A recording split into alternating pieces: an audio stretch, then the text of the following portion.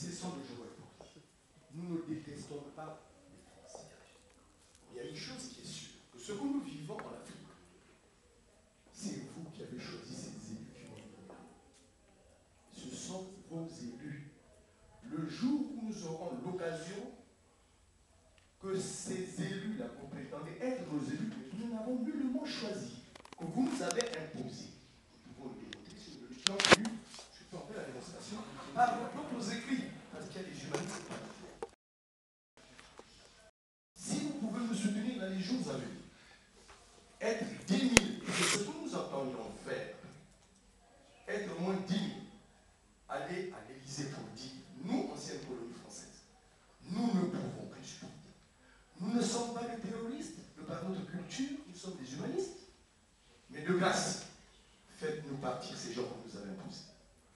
Tout ce que vous êtes en train de soulever, mon cher compatriote, ça n'existera plus. Parce qu'ils auront des comptes à nous rendre.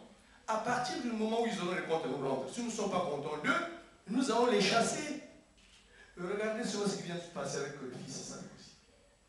L'émotion a joué. Il a suffi seulement que l'émotion française, on sent que tiens, plus de 80% ne sont pas contents de ce que le fils du président est en train de faire pour le président recule, parce qu'il s'est dit tiens, ça risque de nous rattraper dans les élections futures.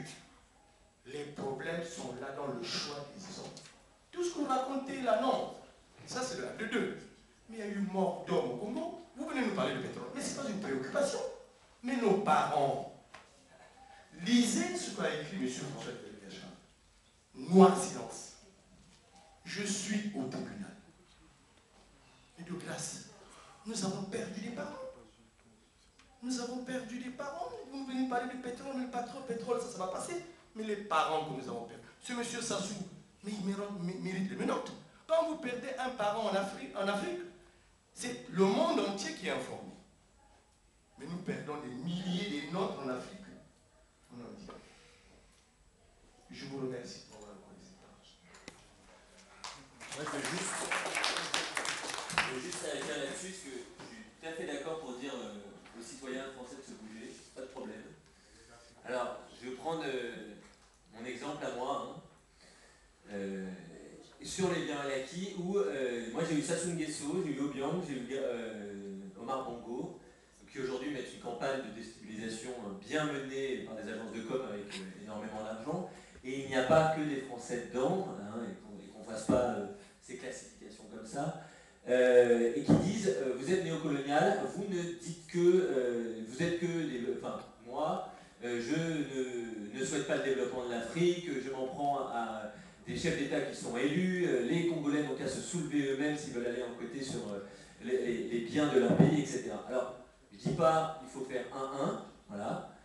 Je ne dis pas ça, je dis juste qu'on a tous des responsabilités, et je pense qu'aujourd'hui, voilà, s'il n'y a pas une union entre les Français ici qui veulent se mobiliser, les Africains, comme on peut le voir dans la société civile, d'une part, on évitera les morts.